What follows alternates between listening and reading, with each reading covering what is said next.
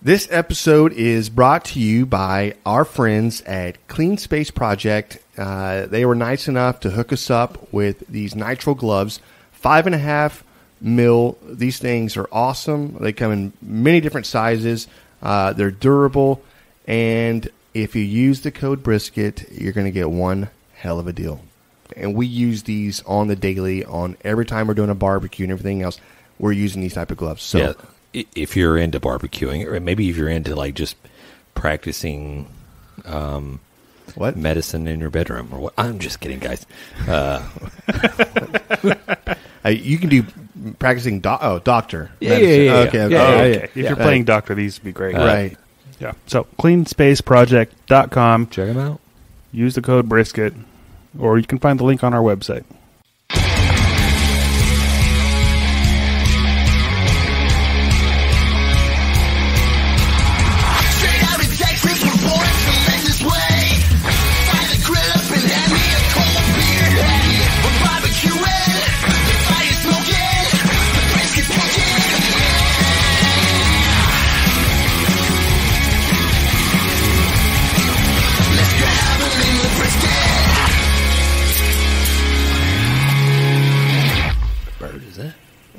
Big fucking bird is what that was. Holy moly. Yeah. All right, so the kids are heading back to school this month. I think a lot of people all across the country, it's like probably varying in like different weeks or whatever. Mm-hmm. But my thought was like we need to educate these kids. Like what they need to do the first day, just like roll up to the biggest dude. Punch him in the face. Punch him I right in knew the you were face. going there. I love this. Okay. Is this like prison? Is that what this is? It might be prison rules, but Okay. shit, I don't know. Yeah, it's like the new kid, right? Have you seen that one? No, I haven't. But I hate that because I was always like the biggest kid, and I would not want to be punched in the face. Yeah. I did see John shot me an article earlier this week talking about there was a Texas barbecue restaurant that got $3,000 worth of their brisket stolen. Have you heard about this? I think I saw something on this, but this is in Austin, La Barbecue. Oh, it was La Barbecue. I didn't even realize. I didn't even read the thing. I just sent it to you. It kind of fucked me up a little bit because the stupid stock photo that they posted. Oh, it looked bad. It was like some shitty ass like dry brisket. It was gray color. I'm like poor like what would you call them, editor or some poor like intern picks probably his own brisket. It's like because they didn't want to pay like photo stock or whoever to get a picture of a nice looking brisket. It looked horrible. I was like, shit, if I was that thief, I'd probably bring that shit back, right? Yeah. Like open it up and go, oh man, that's I can't eat that. I thought it was a barbecue pit they stole. No, it was brisket. Yeah, it was like $3,000 worth of brisket, and I made a little joke and a little thing talking about, what was that, like 3 briskets or whatever? Dude, that's exactly what Rich O'Toole said when he posted it. No shit. They stole 3 briskets. Yeah. Okay. Today's inflation, carry the one, broke. Yeah. Did they steal cooked briskets, or they were raw? It mentioned in the article that the thief, whoever this thief was pretty strong because the box that the briskets were in, I assumed, they were trimmed, they were seasoned.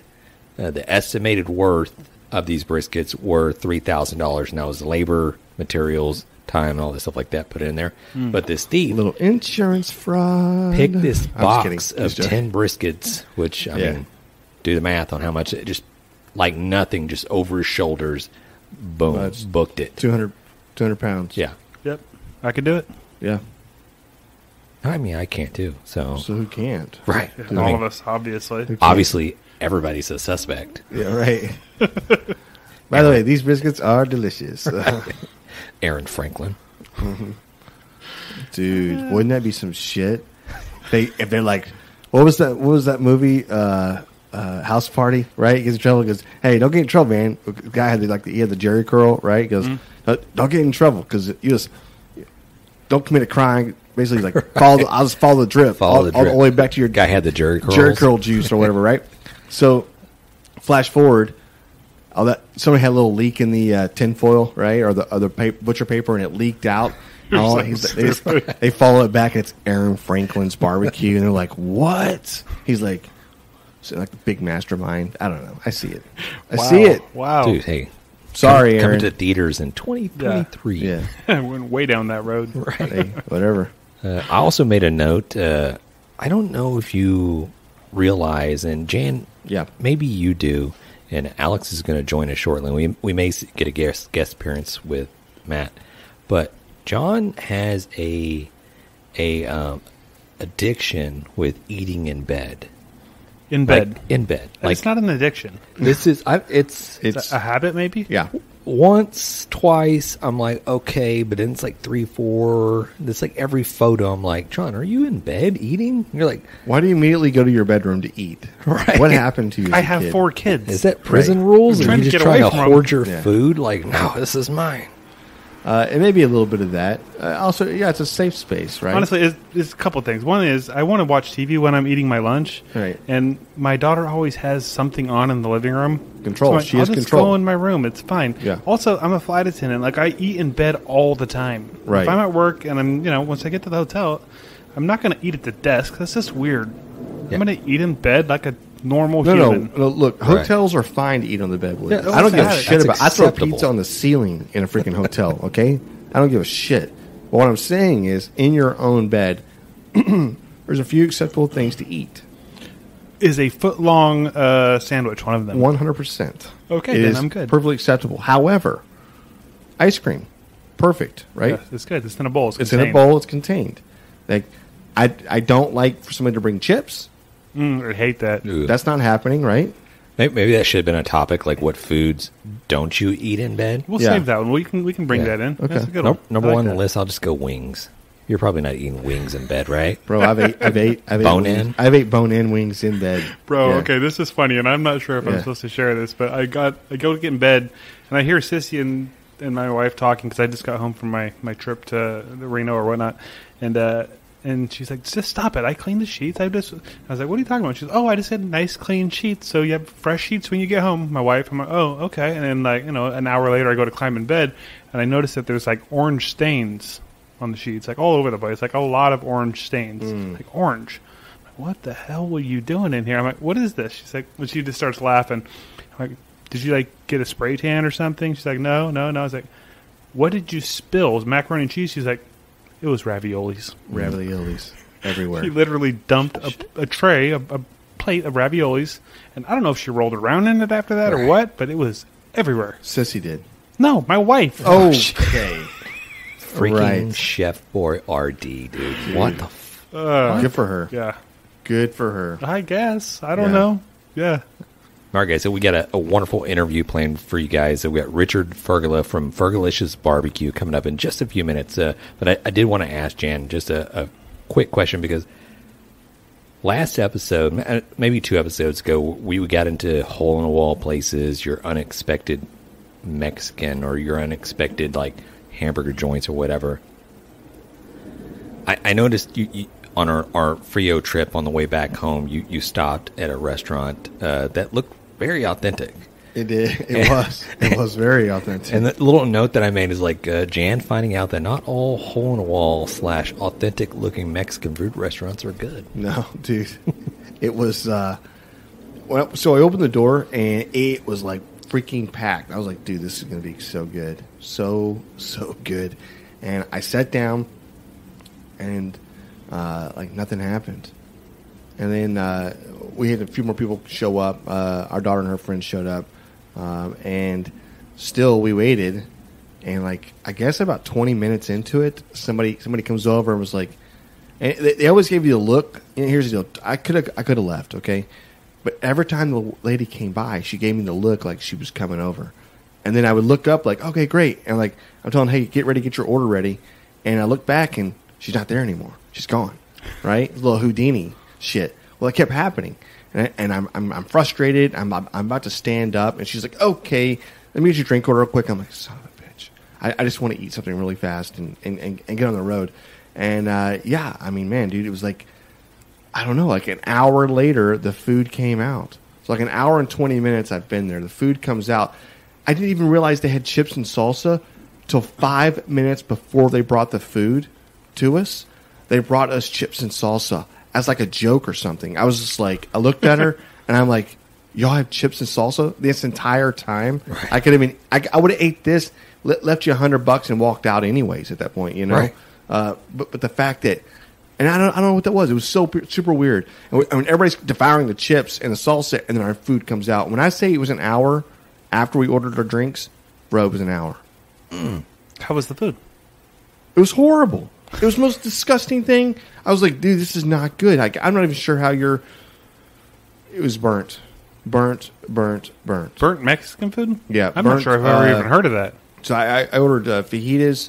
It came on a plate, which is fine, on the same plate that has all your vegetables, whatever. It wasn't a sizzling platter. Yeah, it's right. It wasn't. But it's fine. It doesn't have to be. It's fine. Everything was cooked together. I like that. But it was just so overcooked that it was just like eating a charred piece of meat. It was like eating charred beef jerky. Is that a thing? I don't know. That sounds horrible. It sounded horrible. You know what? You get the burn-in fajitas? Yeah, right. Whatever. I ate it. I tried to eat it, and then I was like, look, we got to pay out. We got to get out of here. And I don't know. A whole bunch of things happened in this damn restaurant. The lights didn't work in the bathrooms, so everybody take your phones and go to the bathroom, right? You know what I mean? It's just a whole lot of things didn't really work. You can't win them all. Yeah, no, you can't. No, you can't. No. The equivalent, and I'm trying to picture in my mind, the equivalent of getting the chips and salsa minutes before you get your entree is like getting an appetizer or a salad. Yeah. And then as soon as they bring it to you, like a minute later, like, here's your entree. It's like when they bring out your steak dinner and your dessert at the same time. Dude, if they would have brought chips and salsa out the first, 15 minutes, I'd probably been like, oh, it's no big deal. No, let's just wait. It's casual, no big deal. I'm eating, and we're talking. That probably would have been a lot better. But when it came out, it'd been 40-something minutes after ordering. I was like, oh, my God. This is now you have chips and salsa? Did you get townied? I didn't even ask for it. She just brought it out. That was the other crazy thing. Did you get townied? I don't know, man. I was like super you're an nice outsider, the whole time. like you're... She walked by is that us. a thing? Hey, yeah, maybe. It could be. Fuck her then. But she did walk by, and she was like, she goes, miss me, bitch. Like, really loud. Like, when I say loud, like, at a, I don't know, let's say 85's normal talking. So she was like at least 130, right? Everybody heard it. So... But she was standing right behind our table, and she was talking to us and said that at the same time, but looked over at somebody else, and we thought she was saying it to us, and we're like, yeah, we did. We want our food, you know, like, and but the whole time she was talking to somebody, whatever. It was just super weird. That is weird. Yeah. Hey, but five of us ate, and it was like, I don't know, like $40. So. That's pretty good. I can't really. Were you at a Taco Bell? No, it wasn't a sit-down restaurant, bro. No. Hey, what you're not going to miss is the interview we have coming up with Fergolicious Barbecue. But before we go into the interview, we got a quick few minutes. We got to pay the bills, guys. So here's a quick little message from our sponsors. Hot off the grill, barbecue news coming at you. And the first thing up is the NBBQA. They're doing a fundraiser. A couple of their members, and these are youngins. It's JC, Barbecue Bugsy Blurton, and Caden Blake. And I don't know. They look like they're probably about 10 years old. They're both dealing with some stuff medical-wise. Yeah, huge barbecuers themselves, and they compete. And it looks like they're having a fundraiser for them, the guys, to raise a little money. Yeah, and they got like 6 different ways you can win this thing, and it's all through the NBBQA, and everything's going to help them out. So we'll put a link in our description and on our website as well, so you guys go check that out and try to help these kids out, because that's the best thing to do. You win some cool ass prizes. I think they were giving away a RecTech grill, Myron mixin, bunch of rubs, seasonings, all that stuff, like $10. Yeah, definitely want to get in on this. The more tickets you buy, the better the prices is on the tickets, too. So, the next one is Plowboys Barbecue. I don't know if you guys are familiar with them. They were one of the first rubs that I remember seeing when I got into barbecue. Their rubs and sauces are all over the place. Oh, yeah. They have 2 or 3 restaurants, and they are actually all shutting down. They just posted something about it mid-August. These places are all shutting down, but they're still going to keep selling their rubs and sauces. I'll have a link to their little story about that on the website as well. We got Rod Gray is the new CEO of KCBS. So that's kind of new news. Yeah, and I'll put a link to that story in there for us as well. The last big news that I'm super excited about is the NBBQA 2023 conference has just been announced, and that's going to be February 15th through the 18th, and it's going to be down in Orlando, Florida. So that should be pretty badass. We're definitely going to make a trip to that one. And, if you're not a member, be a member, get a discount.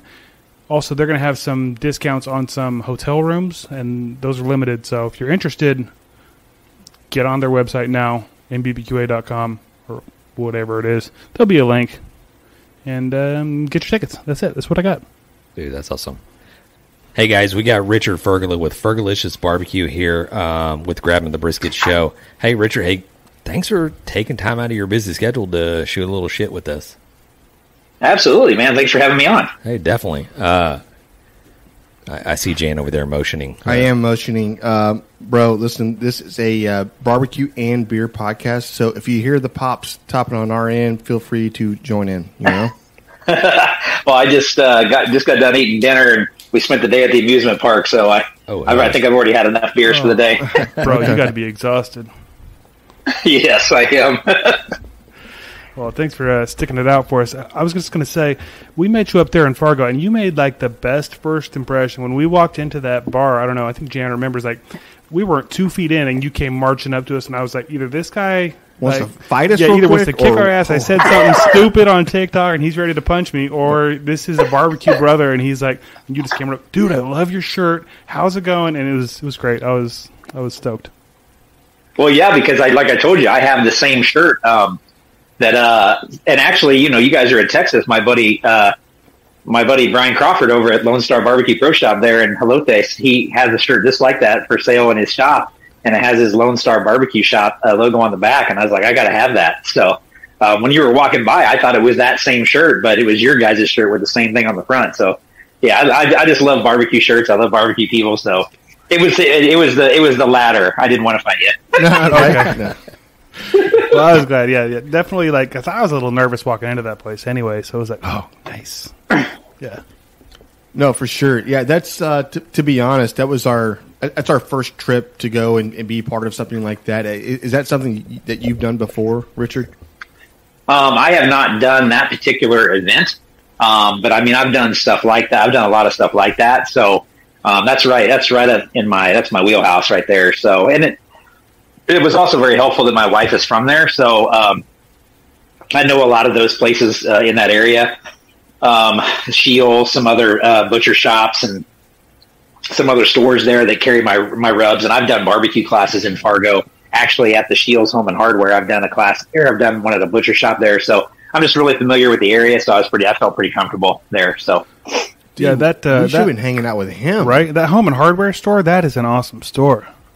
It is a legit hardware store. I mean, I did a full KCBS competition class there probably 4 or 5 years ago, and we had our trailer out front. But I mean, their barbecue section is legit, and that little cafe area right there in the middle, that's where we taught the class. And I mean, they carry a lot of stuff. I mean, they got Yoders and a hella big rub and sauce and injection section. And I mean, you don't expect that when you walk in there and you get in there and you see everything they got, and you're like, dang, man, this is freaking legit.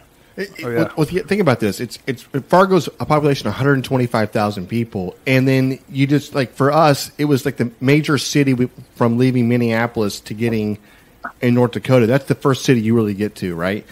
And to have that type of section, I was blown away. I was like, oh my goodness. For me, it was those Webers up on the wall. It had about like 40 different Webers from like 1950 on. It's crazy. Yeah. I think the whole town barbecues. Well, you got to remember too, Fargo is a huge college town too. They have a Division I university there, and that's actually where my wife and I met, because I was a wrestling coach for 18 years, and the very first year I got to coach Team Kansas at the Cadet Junior National Tournament, which is at the Fargo Dome there. That's when I met her in 1999, and so yeah, I mean, I've been going to Fargo since then. So just very familiar with that area, and there's lots of bars, and you can play blackjack in almost every bar you walk into. But yeah, they with barbecue, it's kind of big because they only have so many months out of the year where it's actually warm. And then the rest it's freezing ass cold. So, you gotta get your grill on when you can get your grill on. That's right. That's right. Yeah, we got introduced to the pounders. That was something that we've never heard that terminology before, referencing like 16-ounce beers. That was something new to us. And quite, really? Yeah, it definitely. And John, ever since these guys have gotten back from Fargo, that's all they reference is just, hey, you want a pounder? You want a pounder? I'm like, what are you doing?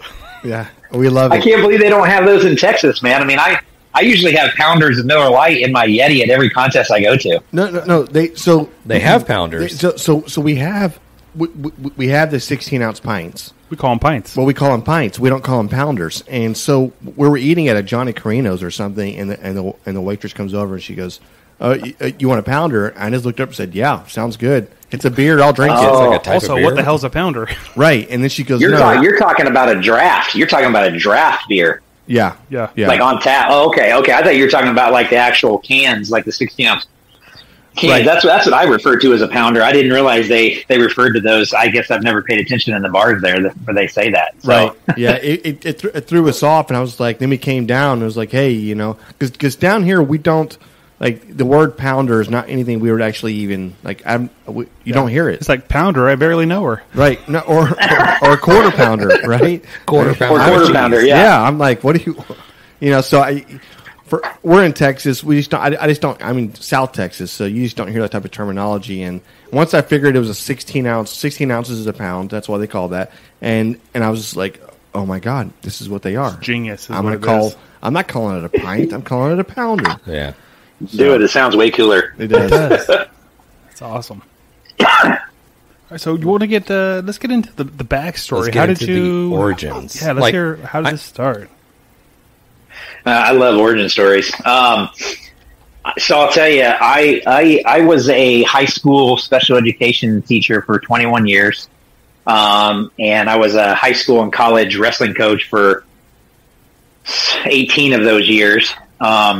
And I won a national championship as a college wrestling coach in 2006. I don't know how many national champions, All-Americans, state champions that I coached in my day. I actually got to help coach the 2004 Olympic team as well. And so wrestling education was a very big part of my life for a very long time.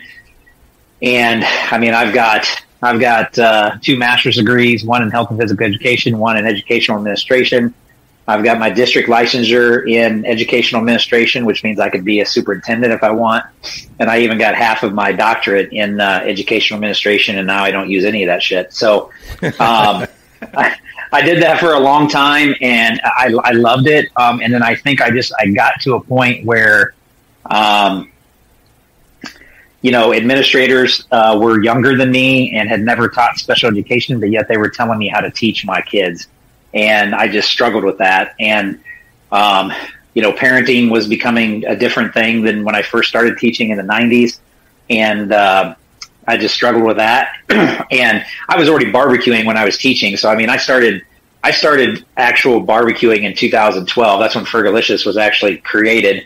And I was actually, where I live here in Gardner, we live right next to our son's high school. So literally I could walk out my front door right now, walk about 10 feet and I'm on campus. But I taught there for 3 years. And I left there because I got my first administrative job in a nearby district. And all of my colleagues, all my friends there got me a KCBS CBJ class. They paid for me to go to the CBJ class.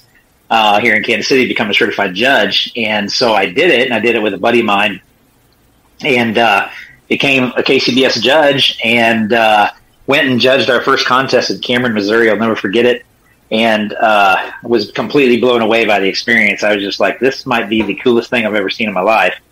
Because I actually retired from coaching in 2012, and then I kind of just sat around the house for a while, and I had nothing competitively to challenge me, and I found this.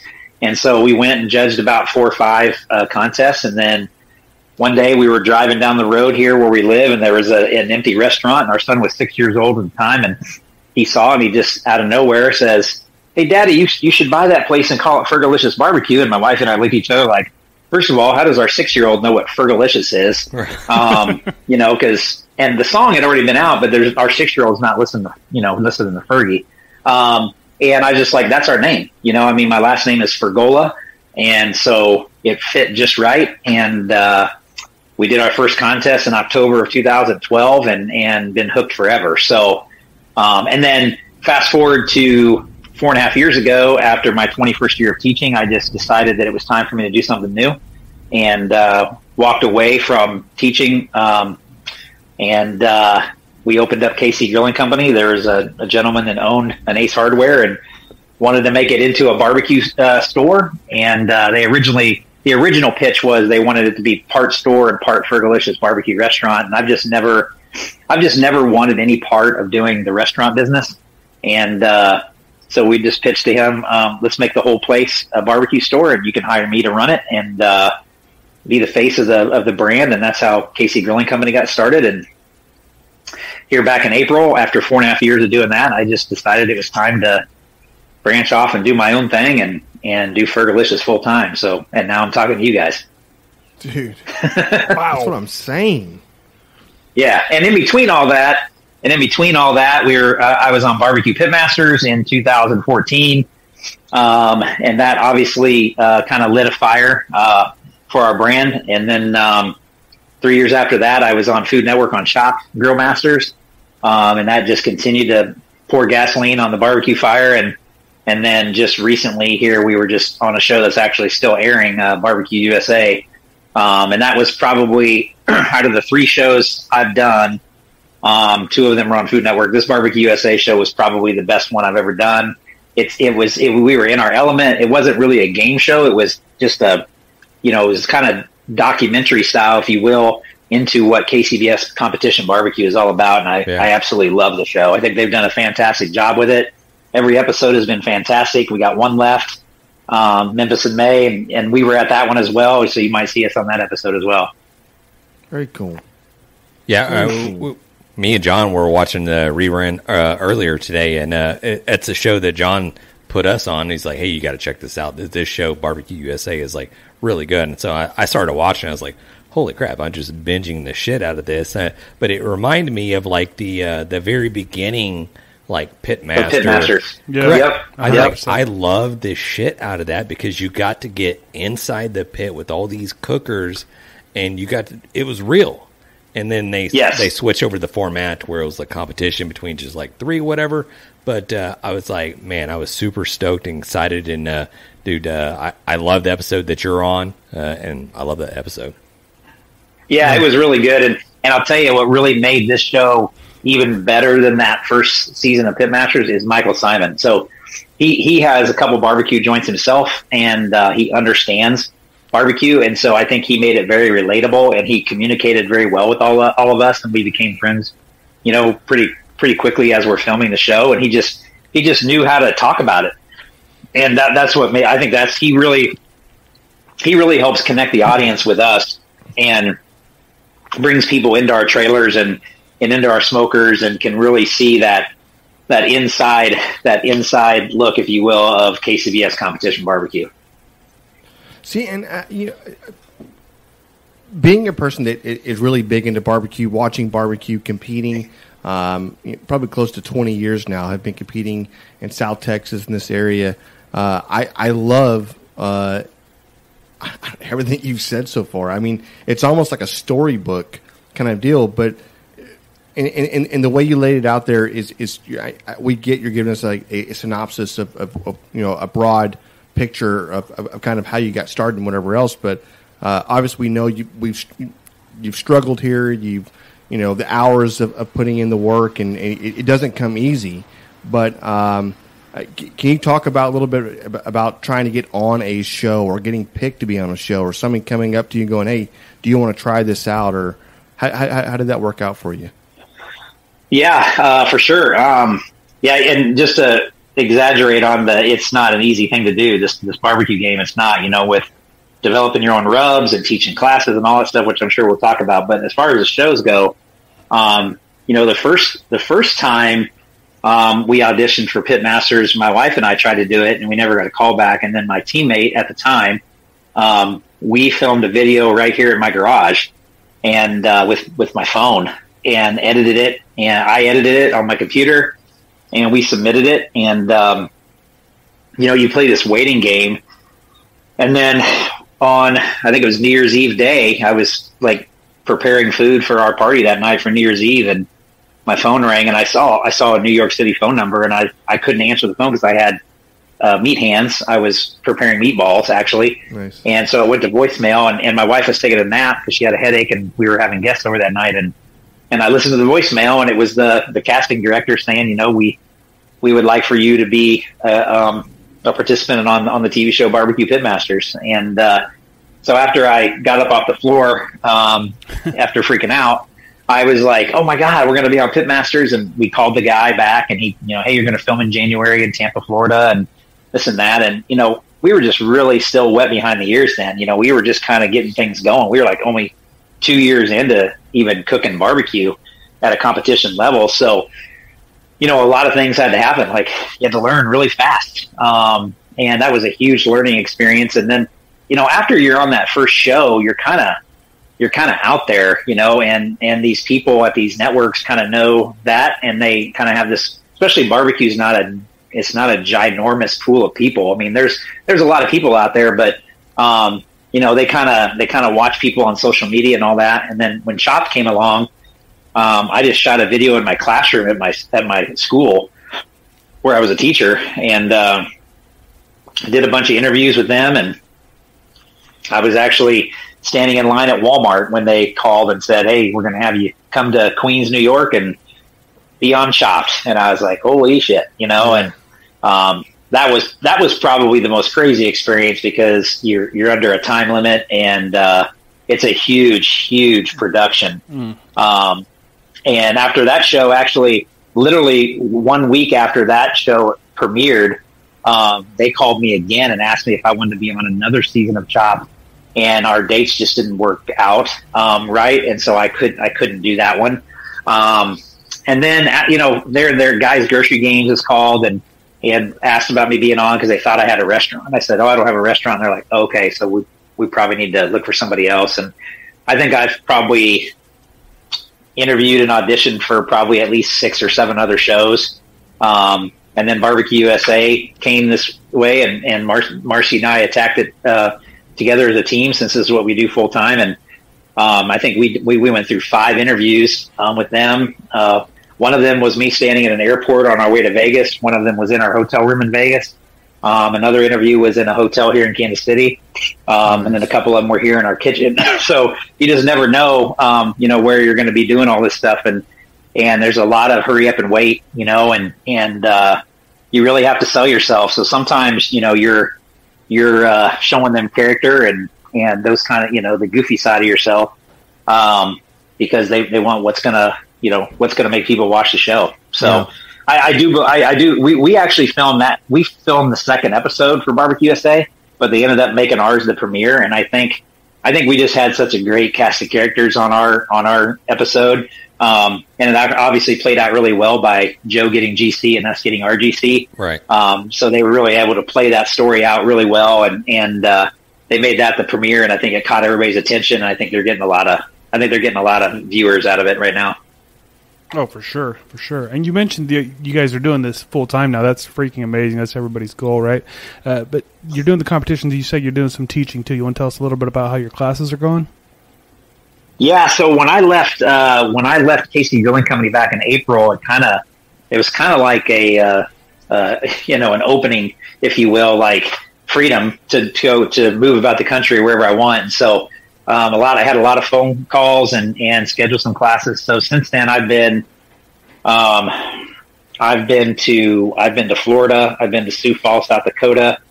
I've been to Minnesota. I've got one scheduled in Utah. And like this last week, my whole week and a half, I was in Florida and South Dakota doing classes, and I've taught classes in the Netherlands. I think I've taught somewhere around 75, 80 classes since 2015, and whether it's backyard or competition classes, and just more to come. Being a former teacher is just what I love to do, and I love teaching barbecue, and I love spreading the word of barbecue and getting more people involved. And when they go to a contest and they hear their name called, you want to hope that you made an impact on them and help them do that. So, and I think the more people that do that, the more people are going to want to get involved in competition barbecue, and we can always grow those numbers. So, absolutely. I think you've been doing some with our friend Sunny Moody too. How's that going? Yeah, so we've got her and I we actually had a class scheduled at the store I was at previously, and it just didn't work out. So we canceled that one and we moved it to a different location and date. And so her and I have a class scheduled next month in Layton, Utah at Pitmaster Supply Company. So we're really trying to amp up the PR on that right now and get that going. We're actually going to do 2 classes there. Friday, her and I are going to do a competition level class where she's going to do her full STA steak profile that won her a world championship. And I'm going to do my full KCBS brisket profile that has helped me win a world championship as well. So, and then on Saturday, we're going to take everybody to the backyard and do some appetizers, some entrees, some sides, and some desserts on the smoker. So hopefully we can get some buzz for that class, and her and I can go out there and kill that. It's actually the week before the Royal.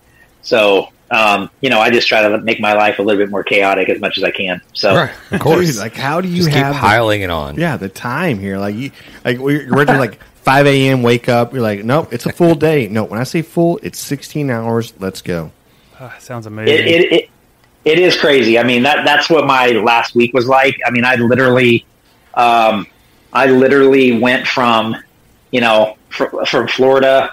And then I went and saw my sister and her husband in Colorado. So I flew from Florida to Colorado, and then I flew back home. And then the next day, my wife and I are in our car driving to Sioux Falls, South Dakota to do a class with Travis Duffy at a barbecue store there that sells our products. And so this week is my birthday week, and so I'm just taking the whole weekend off. I turned 50 this Sunday, so I'm like, I even contemplated cooking this weekend, and I was like, you know what? Nope, just stick to your guns. Don't go cook. And then next week we head to Wyoming, and we're going to cook and then we're back on the trail.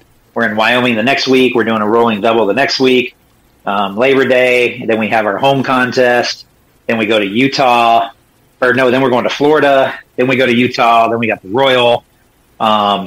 And then we've got a contest that we're starting right down the road here. And then we go to the Jack because we finally got our freaking bung drawn. And then from the Jack, we go to the Royal Oak Invitational in Atlanta. And then we come home and we do a contest here in Kansas City. And that ends the toy season. And then we got the World Championship after that. So, man, it just keeps going on and on.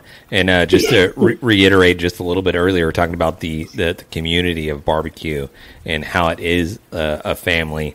One thing that I kind of saw on the BBQ USA show, you guys were passing out shots, and not only yourselves but other people, but you're passing out shots like at 9 a.m, which first of all I was like, these are my people right here. Like, come on. But second, I'm like, what was in that shot? What was it? So we actually do a shot at 9:22. On the show, we did it at 9 because one of the other teams they were filming, who's friends of ours, they also do a 9:22. So if we're ever at a double, like we'll take one day and they'll take the other day. But this was a single, and I said, that's fine. You guys can do the 9:22. We'll just do ours at 9. And I do them every contest we go to, but we call it Fergolade, and it's Jim Beam Fire, and it's Big Red Soda 50/50. So we pre-mix it, and we've got it in a bottle, and we just pour those out. We do it at 9:22. We wish everybody good luck. I walk around after that and try to high-five everybody, and everybody goes right back to their business. So it's my most favorite time at barbecue contests because, to watch everybody gather right there. It's a lot of fun. It doesn't last very long, but for those brief moments, everybody's on the same team. Everybody's saying good luck to each other. We get to have a little shot, and that's kind of when I start. That's when I start my. I don't drink a lot of the contests, but that kind of kicks things off for me, and then it's beer 30, and then I get in my go zone. No, that's freaking awesome. We actually used to do the same thing when we were cooking. We were on a team. It was a Chasing More Smoke team, and at 11:02 during the cook-offs, no matter what was going on, we would all do kind of like a toast. Like nobody tried to really drink in the mornings and whatever else. But at that time, to take a toast, it was always 11:02 for us. So no, that's badass. Usually it was like Jack Fire or it was Fireball. Fireball, well, Fireball for us. Well, we used to be sponsored by Fireball when we first started doing it, and so we would always do straight Fireball, and then we started mixing the Fireball with the Big Red, and then Fireball kind of went away, and then I made some great relationships with some friends at Jim Beam, and so they are great people. They've supported us really well, and so we switched over to Jim Beam Fire, and I actually kind of like it. Well, not actually, I do like it better. It's a little smoother, and so I mean, there's 707 beers. There's as you saw on the show, we had 2 other teams that were doing shots. Oh yeah. And when you get to a contest where all those teams are the same contest, there's a lot of shots involved. So like when you watch our show and I'm talking to Michael and I had just turned in chicken and I got that pan of chicken, I was actually bringing over the ones we didn't turn in to give to him and to the camera guys. So when you're watching me on there, I've already had my 922 shots, beers, the other people's shots, and so I'm sitting there talking to Michael, and I'm buzzing hard in that shot. Right. Hence the fact my hand hits the pan and knocks the chicken on the ground. I saw the chicken on the ground. Yeah. That's what happens. You're like, no more shots. You're just ducking. You're just like, no, I actually got to go to the bathroom right now. Right. Yeah. The old Chevy Chase scene where he throws it out the window, right? Yes. No, dude, I'm not gonna lie, man. I mean, like, you're very smart, and not only have you had a career in the academic side, the education side, but also in barbecue. If there was one question, or if there was like one thing you would tell somebody like trying to get into, the competition side or trying to get on a network or whatever, what would you? Or trying to suggest? cook your like super awesome secret like brisket recipe. Yeah, what is that recipe like? Oh, do you have that out available? Is that if you share that? I'm going to tell you to answer that first question. You gotta have work ethic, man. Sure. I mean, unfortunately, and you guys will know this. I mean, there's some people in this world think that stuff like that's just going to come to you, and it's just not reality. You have to, in all seriousness, you have to really work your ass off, and you got to sacrifice a lot. And I'll be the first one to say it. In the beginning of Fergolicious, I sacrificed a lot. I mean, money was coming out of our own pockets to pay for meat and do these things and get the first rub made. And, you're away from home, and, that can cause a lot of issues, I mean, just, with your wife, and your family, because you're spending money. And you're banking on, what's my ultimate goal here 5 or 6 years down the road is to build a brand that's worldwide known, and you just have to trust in the process and trust in your hard work, and then you just have to, and just when you think you worked hard enough, you got to push past that point and go even further. And that's what I mean by that is you gotta cook. I mean, people that come to my classes that ask me that very question you just asked me, I'm like, you need to get out there and you need to cook your ass off. Not 2 or 3 contests a year. That's not going to get you anywhere. That's going to be, I want to go have fun. I'm going to hang out with my family and friends, and that's completely fine. But if you want to take it to another level, you got to cook. I mean, I've cooked over 150 contests, and I feel like I haven't even cooked enough yet. I mean, there's guys like Brad and Joe and Tim and these guys that have cooked, 300 plus contests. So I'm like half of what they've cooked. Yeah. But you got to hit the road. You got to travel, so you're spending money a lot. And again, it goes back to what's your goal. If your goal is just to do a couple contests a year, do that. If your goal is to be one of the best pit masters in the world, then all this other stuff I'm saying, you gotta hit it hard, and you gotta learn. Whether you go take classes, if you take classes, that's definitely gonna shorten that learning curve, and you're probably not going to spend quite. Some people complain about the cost of these comp classes, and I'm like, think about how much money you're going to spend going to contests trying to reach that goal.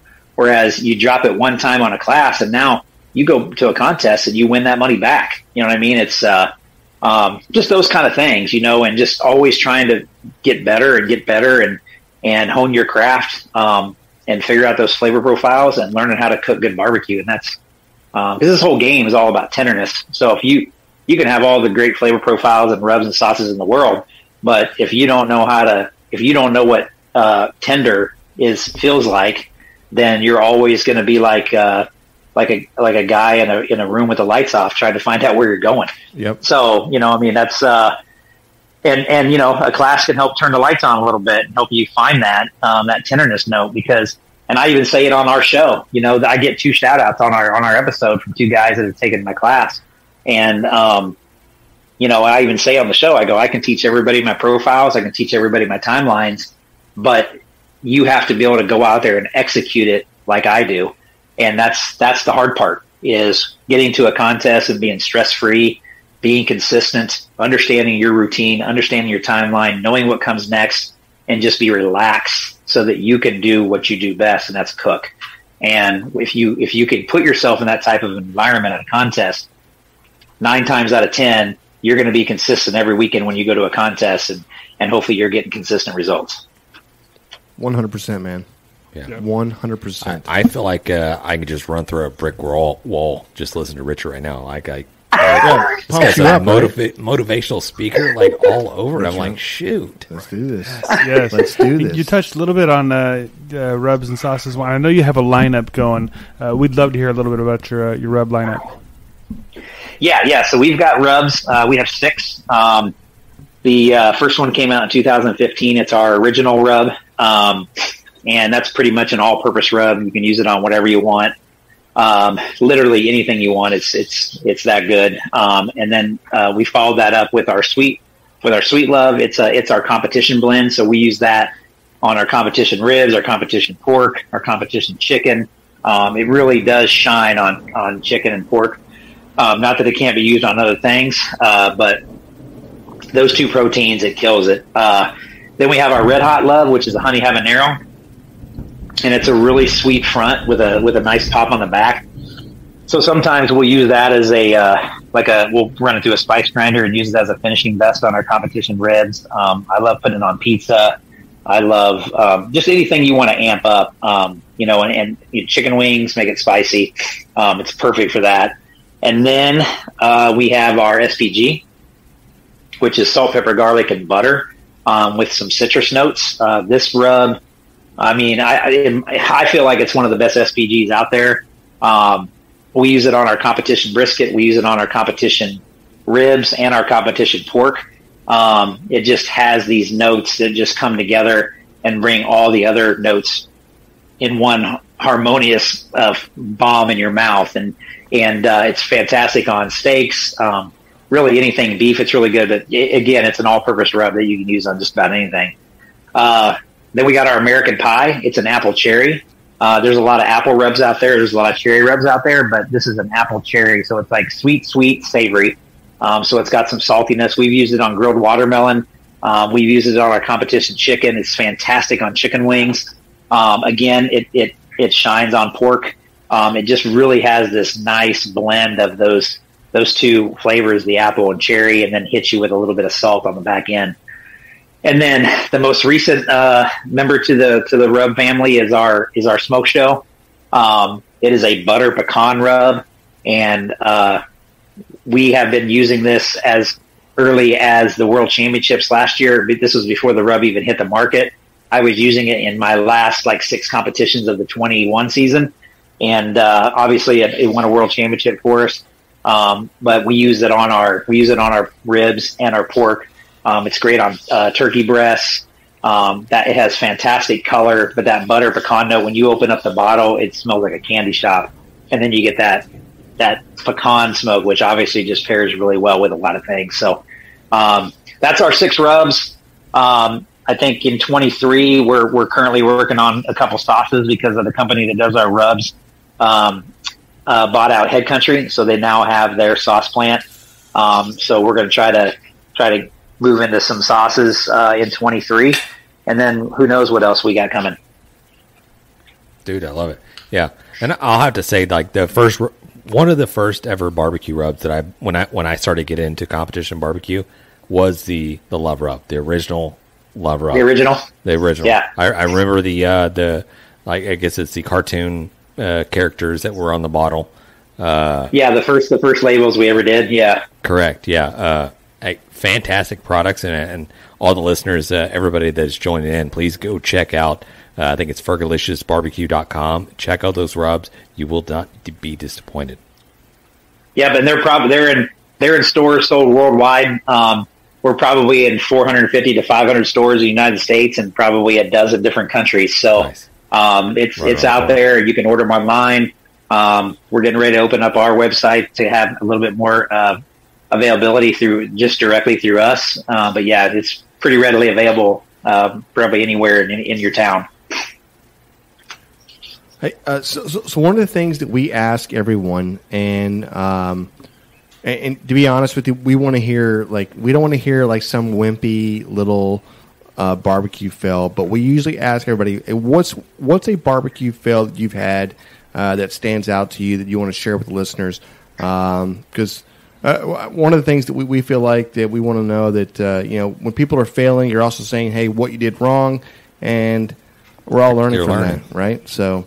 Yeah, if you could. Well, yeah, I got one for you that just happened this season too. Let's so do it. the most the reason why this makes this a really bad fail is that I've done it just recently, and it kind of will tell you that it could even happen to the most experienced person. But we were cooking in March. Actually, it was the weekend after we filmed that show. We were in St. Roberts, Missouri. It was a double, and this is business as usual, right? We turned in chicken, we turned in our ribs. The turn-in's about maybe 25 seconds away from our trailer, maybe 30 max. And we're doing our pork box.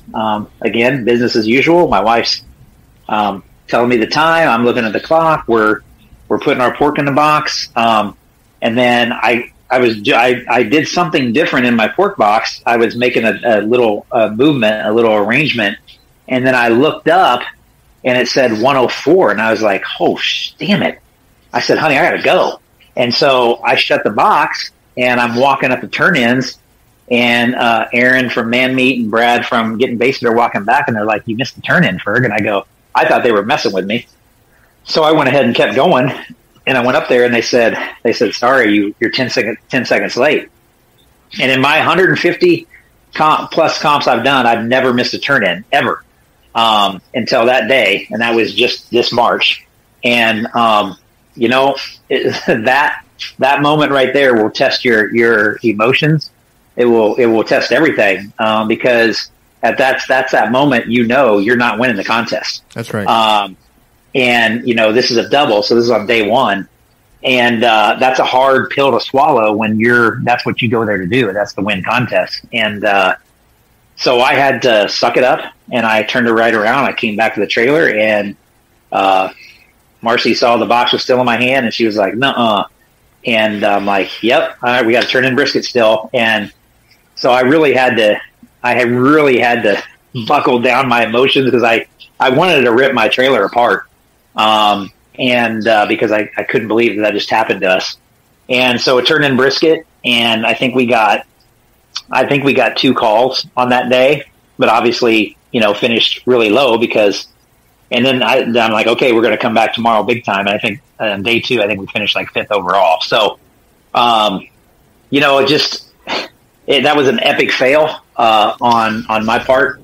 And, the thing that tests, the thing that you can only do from there is how do you rebound from that? And, I think that separates, the mediocre pitmasters from the very best, and you got to be able to overcome those little bumps in the road, and that was a tough one to do, man. So come back from that, and then just keep right on humping. That's right, man. No, seriously, look, don't get me wrong. I mean, I think this happens to pitmasters, especially people that are first getting into it. It's definitely almost happened to us, to where we're running, and when I mean sprinting. We've got our timetables mixed up. We thought we were turning in. Yeah, there's times that we've turned in meats. It wasn't even ready for. It wasn't even that category we're turning in for. That's right. So that tells you how just screwed up it got.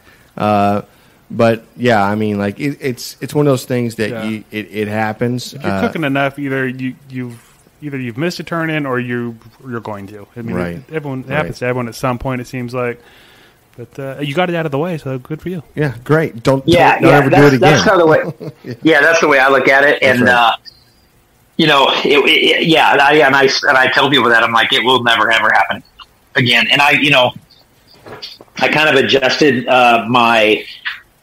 It wasn't necessarily because of that missed turn in, but pork was always one where I had it set up to where I was coming down to the wire.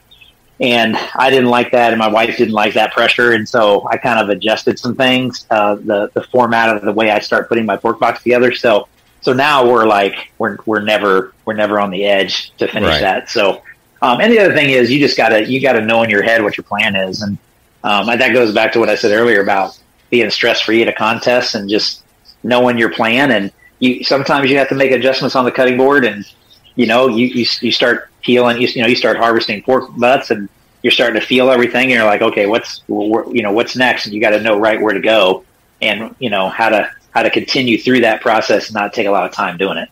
Yeah. Yeah. And take a phrase out of Jan's book. I'm not going to lie. This has been one of my favorite episodes or interviews that we've done. I really enjoyed talking with you. I think you're the character, the charisma, the stuff that you put out there on your shows that I've seen has been fantastic. And just want to say thank you for taking time out of your schedule to shoot a little barbecue shit with us. We definitely do appreciate it, and we hope we can get you back on one of these days. Absolutely, man. Anytime, guys. Anytime you need anything, let me know. Hey, real quick before you go, though, go ahead and plug your social media, if you could. Oh, yes. So we are on Instagram, Twitter, and Facebook, all under Fergolicious BBQ. We also, our website is fergoliciousBBQ.com. We do have a YouTube channel. We don't quite do as much of that as we probably should. We're also on Snapchat and TikTok under Fergolicious BBQ. So you want to know anything that's going on with Fergolicious Barbecue, you can check all those socials and be right up to date with what's happening. Appreciate that, brother. And we'll definitely have you on again. You have a good night. All right. Thanks, guys. Appreciate it. Take care, bud. Later. You too.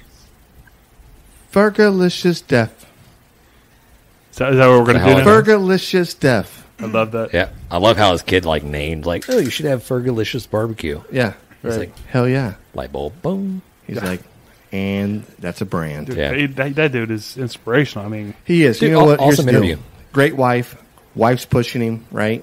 Do more, do better, be better. He's pushing her, be better, be more, they're a team, right? They're raising a little unit right there, right?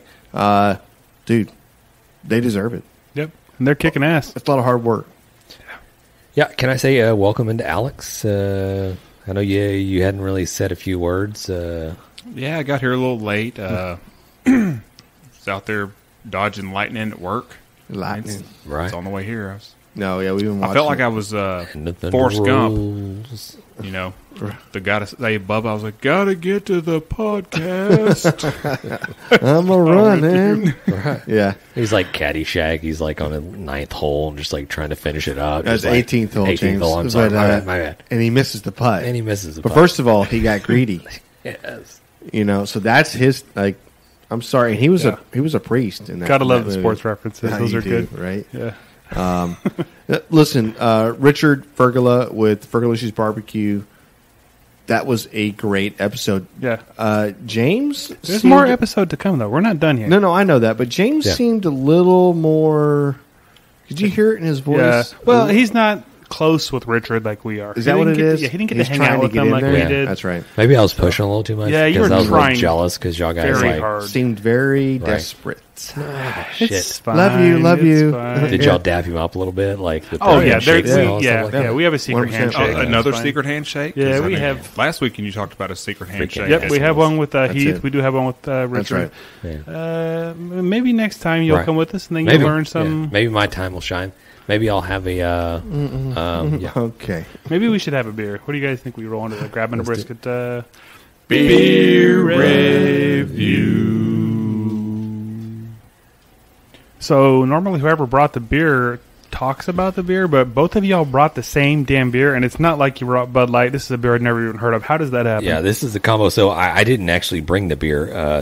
Our friend Christian, his buddy EJ, went to Mexico and brought this beer back. And he's like, guys, you should review this beer. So he brought us a 6-pack. So we had it in the fridge, queued up for the next whatever. And then Q and Alex. And then I showed up, and we were at the river this past weekend, and the guys next door needed lighter fluid and charcoal.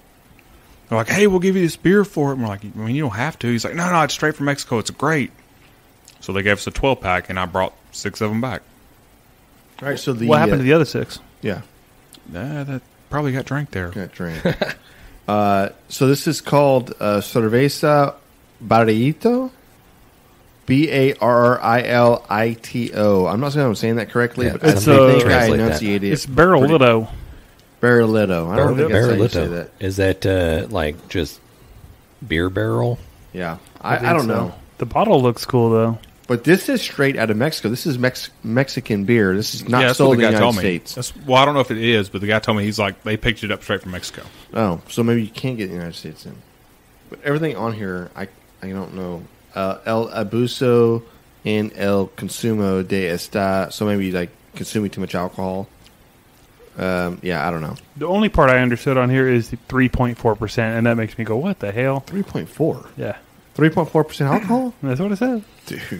It's like I send it's my- like Oklahoma beer. Yeah, I sent my kids to at least with 3.8 with their juice in the morning to get them started. What are you talking about? Taste it before you talk shit. It's All good. right, let's see. It better be good. Doesn't have any alcohol in it. Again, I love this bottle. It's so weird. No, it is a very cool bottle. Yeah. What would you say? It's like a miniature champagne glass or It something. looks like a grenade with a yeah, bottle top. kind of right. Kind of sort of like a Mickey's A little bit. An old Mickey. It's like it's like an oval. or a red stripe. Sort I took a picture. I'll post it. Like almost like it's going to be like a almost bowling pin, like baby bowling pin. a miniature baseball bat. Yeah, right. Really stubby A really baseball bat. stubby Right. one. Yeah, It says it's returnable, so should we return it? To Mexico? dude, can you? Fuck yeah, let's do it. Wow. To your part, man. Dropping F-bombs. All right. Oh, sorry. Thought it was a podcast. Again, With alcohol and barbecue. the I guess you would say the Mexican style lagers or whatever. Alex's first time on a podcast, you were Yeah. saying? Sorry, my alarm went off. Again, so some of these Mexican style lagers all come with this foil type stuff. Is that like just the a wrapper. thing? Yeah, oh, yeah. I No, immediately that's start very- peeling it. It's very European. yeah, I mine's think. Yeah. already coming off. It's Yeah, just it's very- what you have and to do. I Is love it just this. like Americans like just slap a like A sticker. sticker on it? Right. Sticker everything. We're very like I don't know. or something. Yeah, no, I don't want to be shitty, but I don't know. I Would like you say this. crude? Just like Yeah. just very just like Oh, if I can put a sticker on it, it'd be good, right? Put 2 of them. You know, this is a very classy bottle. This is very. I like the way this thing looks. I like the I don't- foil wrapped. What do you call this? I don't like the width, the girth Oh, you don't of like the dude. You never had a something Well, small hands, so yeah, when you get used to holding something like this, you know what I mean. this just feels comfortable It to just me. feels natural. Yeah, nice 5-inch diameter. It's fine. right. Some would say. I don't know. Jesus Christ. Anyways, hey, let's go around the table here. What do you think about this, Alex? Alex, you brought it. I like it. And it's a lighter Mexican beer. Yeah, I could drink this all day. you could drink this all day long. You know why you can drink it all day long? 100%, 'cause Because it's 3 point nothing % alcohol. Yeah, but does it taste good? I like it. What's your score? I'm going 8-2. 8-2 Holy on Hooters. a fucking Cerveza Barrilito. I'm going 8-2. Barrilito. It's tasty. Barrilito. Okay, you know what? Good for you, man. Yeah. That's your score. Hey, it is Lock what it is. in. Beer barrel? What? I think that's what it means. Yeah. Somebody's got to look that up. I'll jump right in there. I think if it was a little bit higher in alcohol, I'd be like, hey, this is pretty tasty. Like, I mean, Yeah. beer wise, it's good. It's just It's already tasty. Yeah. You just don't want to get screwed up now. Right. Do Now- your job. yeah. I don't want to have to drink 10 of these. Yeah, I or came to 12 you of for a these. reason. Right. A 6-pack, I want to be like, yes. I want to feel a I'm little good. buzz, right? A 6-pack, I don't want to feel like I just drank like a couple of juices. Right. I do want to make a note that it says 18 plus on this bottle here. So does that mean you only have to be 18 That's right. to drink it? Yeah, in Mexico. Yeah. Oh, okay. Legal age. It's what it should be in America, by the way. Yeah. If you can vote, you can drink. Just Well, saying. it's in where was it? Germany that Paisley just went to. She went to Greece, but I think in Germany you had to be at 15 to buy alcohol. Yeah, that's because they don't give a shit over there. Right. And they have really good beer, so kudos to them. Okay. There it is. I just looked it up for you. Yeah, Barrilito, or whatever it is, does mean barrel in English. Okay. So it's beer barrel. And it is kind of barrel shaped, the bottle here. Yeah, I'm going to give it a solid like 6.0. This is way better than 6.0. Hey, 7.9 all day. This beer is a 7.9. This is a tasty beer. It doesn't have the alcohol content that you want, but it has all the flavor. I mean, it's a good beer. It does have pretty good flavor for how low the alcohol content is. And the what do you call it? It's a dark glass. So if it was a light glass, I think you'd see. Well, John doesn't know it, but if it had the clear glass, I think that kind of sometimes has that Skunks it out, yeah. You know. But this dark colored glass, I think, protects it a little bit too. 7.9 for me. Yeah. 7.9. I don't want to hurt anybody's feelings here, but it's just okay for me. It's your score. Bro. Yeah, I'm gonna. I wish we could have done a blind scoring. I'm gonna go 5.7. It's okay. Yeah. It's all right. Really? It's, yeah, for me, it's definitely better than like a Corona because Corona tastes like shit. But it's okay. There It's goes good. that sponsor. Right. Right. I'm sorry, Corona. I'll just let you know, Corona doesn't speak for the rest of the Grab and the Brisket crew. We can also, Corona doesn't. we speak can talk. We can talk. Just let you know. Not very well. Yeah. Listen, what's your score again? I don't remember. I'll go back and listen to it later. It was 5 something. It's good. It's all right. I drink it again. Okay. We have 12 of them here now, so Yeah. I probably will drink another one. There it is. Thank you for bringing it, Alex Yeah. and James. You can't have And another EJ. one. EJ. EJ, hey, appreciate it. And Guy from the River, appreciate it. Yep. Because that includes the Grab and the Brisket beer review. Beer review. Shane, that's not how that works. You fucked that up. I know, but I didn't really realize that we're going to do the beer review. At We that point. always do, so I Yeah. don't know why you wouldn't know that. It's fine. Just how awkward it got, just kill it. Let's get a little bit more awkward and let's slide into the Grabbing the Brisket barbecue. Do we have a fail voicemail? All right, yeah, we got a barbecue fail here, and I'll play it for you. Hey guys, this is Tim with the Big Red Kitchen, and I have an extreme barbecue fail for you. This is going back years. First time ever doing a charcoal cook. I ended up using an entire bag of charcoal. Mistakenly grabbed the one that said self-light. I put lighter fluid on it, lit it up.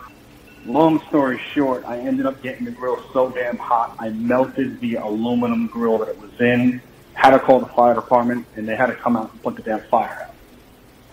Because water that I had from my hose was not cutting it. Mm. And it's pretty embarrassing to say the least. But I think I've come a long way from there. And love the podcast, guys. Keep up the good work. So that's my fail for you. Yeah, definitely appreciate the kind words. Yeah, you got to look at matchlight and then dumping like a shit ton more lighter fluid on it. It'll get you. Oh my god, dude! Dude, that'll melt some. That's like That's what you just said. jet fuel burns like steel beams. I mean, that's like, it just burned that whole grill down. You know what my favorite thing is with the barbecue fails, especially when it's an extreme one? They always like to kind of wrap it up with, I feel like I've come a long way since then. Yeah, no, I feel like I don't do that anymore. No, 100%. He didn't do that before that, and he will never do it again. It's just one of those things. But every once in a while, I will buy a small bag of a match light or whatever. Every once in a while, I keep a bag in my camper. But James does the same thing too. Like, especially if you can't find anything. But when we were at the river this last week, that's all they had. But he went over and grabbed like 2 or 3 briquettes and lit those on fire and got it going, and then poured like normal charcoal around it. That's exactly what I do in my camper. You know, I use those as like a starter. Yeah. So hey, he was trying to do the same thing. Just forgot. Right. You know, it happens to anybody. Hey. Yeah. Thanks for sharing, brother. And Appreciate this dude, we've been following him. I think this is the same dude that won our Dalstrong giveaway. Really? Last year. Shit, yeah. California. I don't remember. No, I think he's from I'm Carolina sure. or something. No, I think it's out of California. Okay. John's Anyways, cousin. Maybe Carolina. I don't know. It is California. Isn't there a song, California, Carolina, or something like that? Yeah, maybe so. I feel like there is. Yeah, there should be. Yeah. Anyways, listen. Thanks for sharing, brother. Hopefully, our listeners will not make that same mistake. He's going to win something too, right? He does. He wins a Sucklebusters. Everybody wants some Sucklebusters. Hey, Why are you taking Jan's thunder? I know. Listen, I love that. I love the backup. Let's get this going. Hey, don't be afraid to grab some Sucklebusters seasonings. They have a crap ton of them. If you don't want to go ahead and go with something that hits close to home, get that Chicks That Smoke. I'm just saying. It's good. Yeah. And it's good for you. And don't forget to grab the brisket. That's true. And check out grabthebrisket.com. You can find all the good shit on there. Definitely. I feel like we don't plug our stuff enough. You know what I mean? Go to grabthebrisket.com. You got links to all of our social medias, our YouTubes, all of our kick-ass swag, which you heard earlier. Fergolicious came running up to us when he saw the shirt. He was like, that shit's the bomb. So clearly it's badass. So go check that shit out. And we're posting all kinds of other new shit on there too. So I said shit like 4 times in the last 3 sentences. You're going to plug that with shoot and shot. Beep. And make sure you buy a shirt with my face on it. There it is. It's still out there. First one to buy a shirt with Alex's face on it will win a prize. Yeah. Dude, seriously. Freaking buy a shirt with Alex's face on it. Post it. And post it. We will send you something. Let's do this. Yes. And as always, I've enjoyed talking barbecue, guys. Peace. Later. Smoke on. Dang it, Bobby. Just grab the brisket. We'd like to give a special thanks to Sucklebusters Barbecue Rubs and Sauces, Bolner's Fiesta Spices, CoolieNation Custom Koozies, Cambro Manufacturing, YETI Coolers, the Smoke Sheet Barbecue Newsletter, and Dalstrong Knives. We definitely appreciate your support.